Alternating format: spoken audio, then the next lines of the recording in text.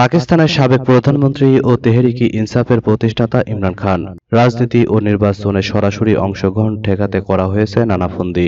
বর্তমানে বন্দী রয়েছেন কারাগারে। এত সব পদক্ষেপের পরও তার জনপ্রিয়তায় কোনো ভাটা পড়েনি। এবার কারাগার থেকে নতুন হুঙ্কার দিয়েছেন ইমরান খান। জানা গেছে, ন্যায় বিচার না পেলে অনশনের পথ বেছে নেওয়ার হুমকি দিয়েছেন ইমরান খান। শুক্রবার একটি দুর্নীতি মামলায় শুনানিতে অংশ নেওয়ার পর সাংবাদিকদের সঙ্গে আলাপকালে তিনি এ হুঙ্কার দেন।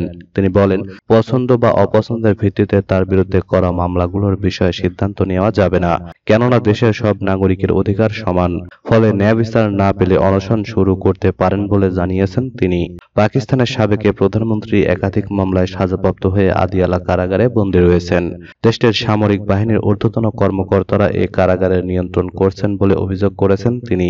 তার দাবি, কারাপ্রধান তাদের নির্দেশে কাজ করেন, ফলে দলের নেতাকর্মীদের সঙ্গেও তাকে দেখা করতে দেওয়া হচ্ছে না। কারাগার নিয়ে প্রায় অভিযোগ করে আসছেন ইমরান খান।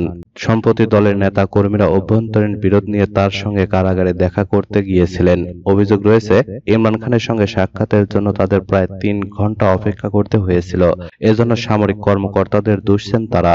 দলের অভ্যন্তরীণ বিরোধের বিষয়ে ইমরান খান আরও বলেন, দলের ভেতরকার দ্বন্দ্বগুলো যেন জনসম্মুখে না আসে সেজন্য নেতাদের নির্দেশনা দেবেন তিনি, কারণ এতে করে মূল লক্ষ্য থেকে তাদের মনোযোগ সরে যেতে পারে।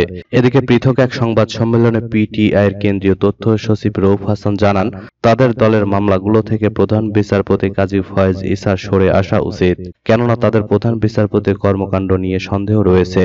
এই একই বিষয়টি সাংবাদিকদের কাছে তুলে ধরেছেন ইমরান খান।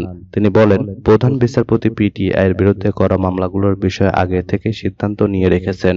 এমনকি আদালতের যে বেঞ্চে মামলার কার্যক্রম চলছে সেই বেঞ্চের অন্য সদস্যরাও প্রধান বিচারপতির উপস্থিতি নিয়ে আপত্তি তুলছেন।